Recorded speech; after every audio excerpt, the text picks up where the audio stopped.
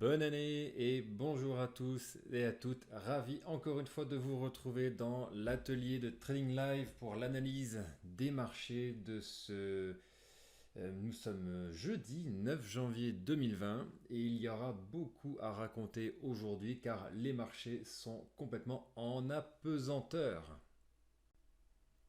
Et oui, pour paraphraser Jules-Édouard, moustique pour les connaisseurs, les fans du Groland. Et oui, Jules-Édouard, depuis effectivement le début, milieu du mois d'octobre, les marchés financiers, en tout cas le marché américain, a décidé de faire une hausse quasi continue de l'ordre de 15%.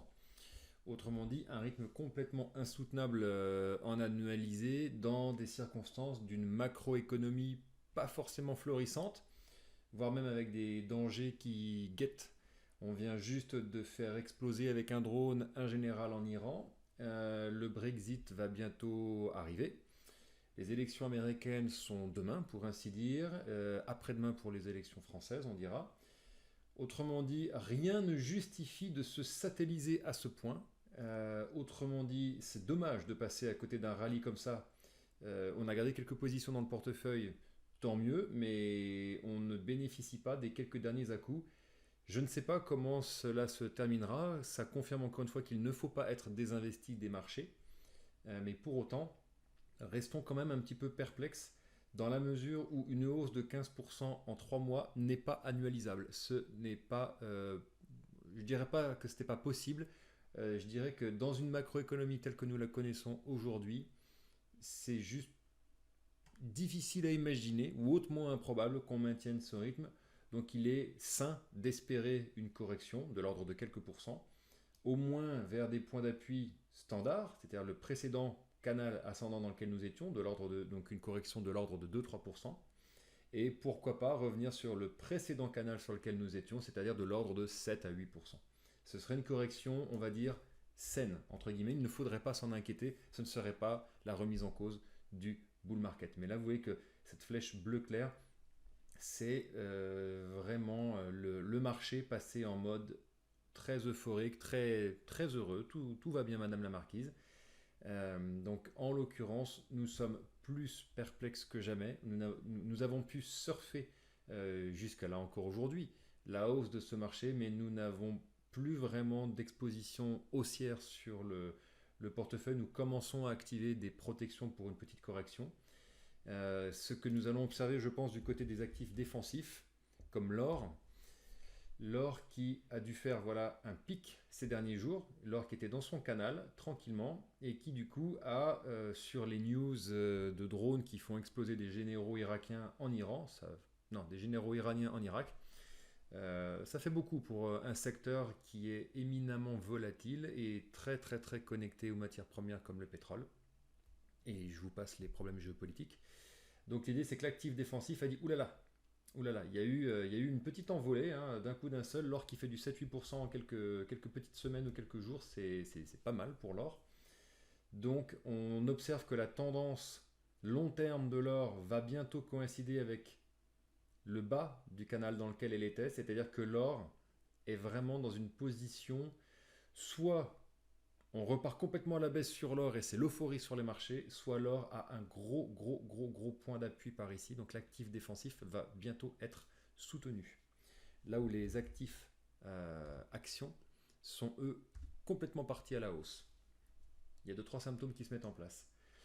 L'immobilier américain a un petit peu inversé sa tendance, il a fait une tentative en dessous de ses moyennes longues qui a été de très court terme, c'est-à-dire que le support a complètement joué son rôle, il a été appuyé et on a rebondi dessus, donc on est à un point d'inflexion bientôt par ici, mais la tendance semble vouloir se redessiner un petit peu baissière, donc pour l'instant pas forcément haussier sur l'immobilier, c'est sans doute les politiques de taux à venir qui mettent un petit peu le haut là sur les perspectives immobilières.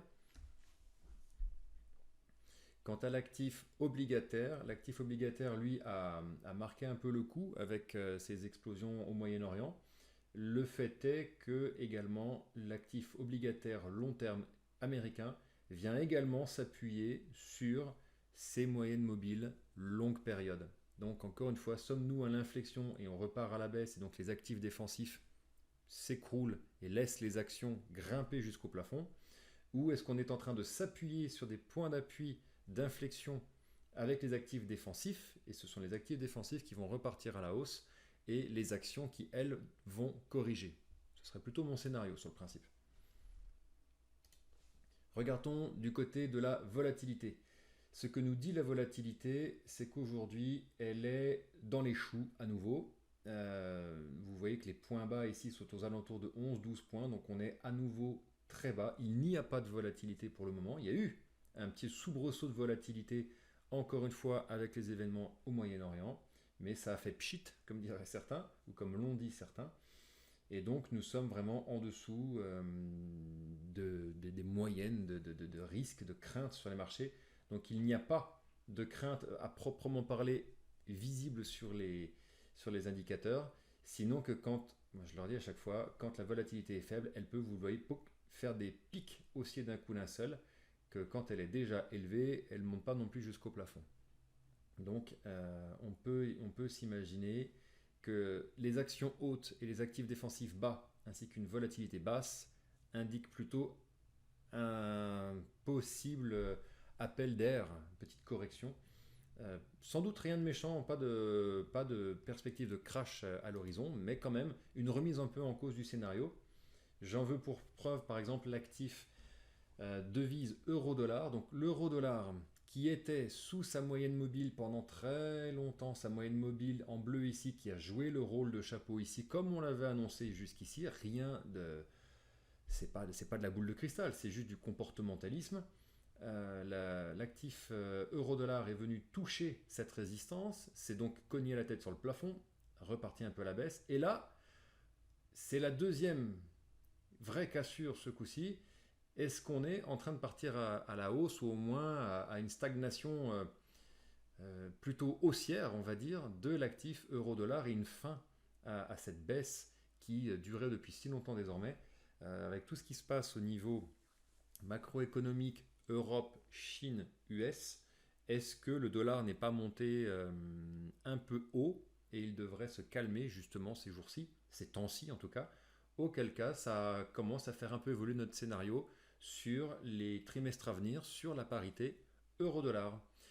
Voilà, je retrouve les abonnés au portefeuille juste après cette analyse et je dis aux youtubeurs à dans 2 semaines. Bye bye. Si cette analyse vous a convaincu et vous semble pertinente et que vous souhaitez en découvrir davantage sur mon approche des marchés et l'approche de la gestion patrimoniale, je vous invite à vous rendre sur le site investisseurtortue.com, rubrique services proposés. Vous retrouverez notamment l'accès aux ateliers de trading live ainsi que toutes les informations nécessaires pour vous connecter et me suivre sur les réseaux sociaux ainsi que sur mon blog. Je vous invite à vous abonner à ma chaîne et je vous retrouve très prochainement pour une prochaine analyse de marché. Très bonne journée à vous.